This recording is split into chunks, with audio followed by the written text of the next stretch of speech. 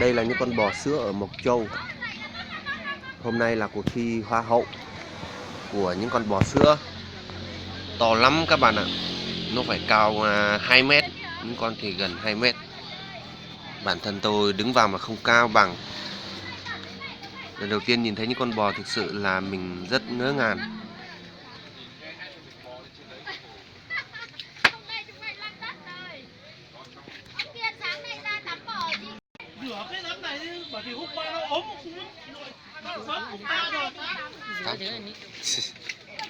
Anh bò này có biết đẻ không anh? Có chứ anh. Biết đẻ. Có sữa chứ. Vâng.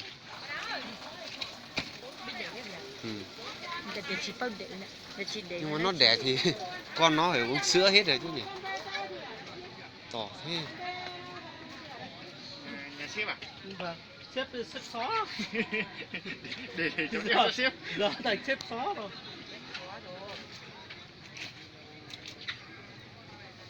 Không đeo cái kia hả chú? Đeo cái gì? Cái đấy này. Nào Tai. không biết đâu được.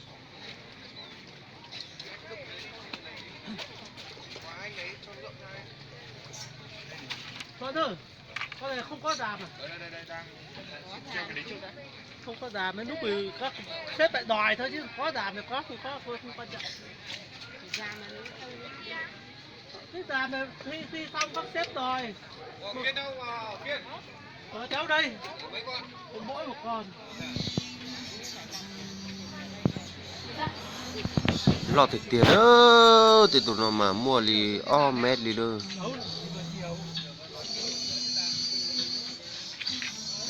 Xuống nhà dìa mà chuột nó lừa tiền bò sữa Mộc Châu. Hình hầu cho nhu mì sữa họ chỉ tao bỏ dìa từ nhu để nhu là một bỏ lò mà ô. Chuyển về của khán đại diện để tham dự chương trình buổi lễ khai mạc và các nội dung hấp dẫn trong cuộc thi năm nay. Vâng, xin trân trọng cảm ơn và kính mời quý vị. 9 kg sẽ cho những rau chúa nó. Là Là cho con niệm mà biết chính ninh nhiệt cỡ. Sao lại không nói gì cho nữa, không này không nhỏ.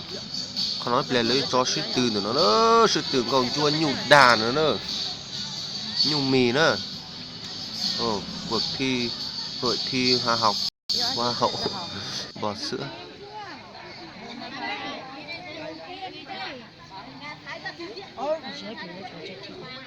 Chặt thịt à? Sớm tôi mua từ bữa tôi mong còn chua cho.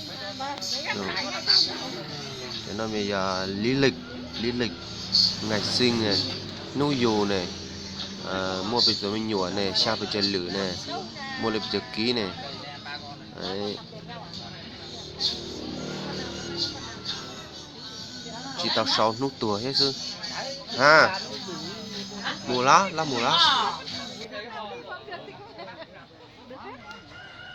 đẹp rồi. Tức là không được giải như thế này là đẹp rồi. Đáng lắm đi thi hoa hậu. Đây gọi là hoa hậu đi thi cuộc thi hoa hậu bò sữa hả? Tại kỳ lưỡi chắc thôi. Đây.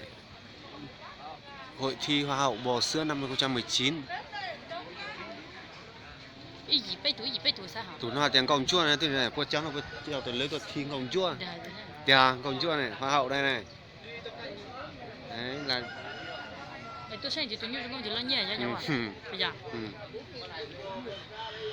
hoa hậu đấy, to lắm.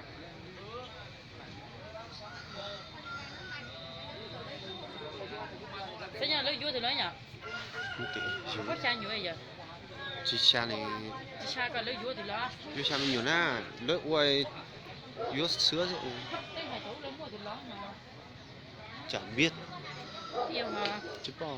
Thế nên thì tụi giống thì tụi chỉ cho là nhiều vậy? Tụi nó xa sông 2014. 26 tháng 4 2014. Buộc. Đấy là cái sấy có miền Trung là cái nó trồng cây mà.